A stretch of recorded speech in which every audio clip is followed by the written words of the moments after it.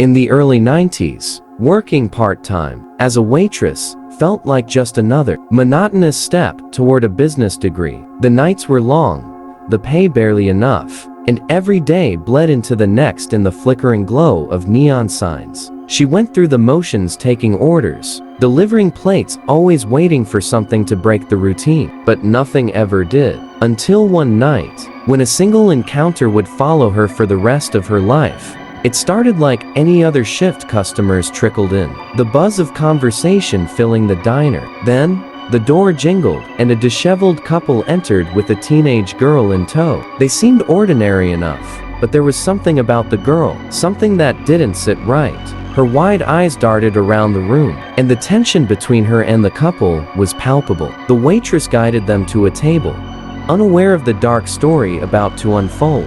As they settled into their seats, the girl dropped her fork, the metallic clatter cutting through the quiet hum of the diner. The waitress bent down to pick it up, and that's when it happened. The girl's hand, small and trembling, gripped hers, not in the way a normal customer might. The grip was firm, lingering. There was something off, but she brushed it aside and continued with her work, not realizing that the girl was reaching out in a silent cry for help. The girl dropped her fork again, and again. The waitress retrieved it. This time, the girl's hand squeezed tighter, more urgently. Something in her eyes flickered, fear, maybe desperation. It wasn't a coincidence anymore. The fork fell 2 more times. Each time, the squeeze growing stronger, more insistent. The waitress's unease grew, her instinct screaming that something was terribly wrong. But she couldn't place what it was. Not yet. They finished their meals and left the diner, vanishing into the night like shadows. The waitress, still uneasy, returned to clear the table. That's when she saw it. A napkin, hidden under the plate, scrawled in shaky handwriting, barely legible, "Help me. Call the police." Her heart pounded as the reality of the situation hit her. The girl had been trying to tell her something, and she had missed it.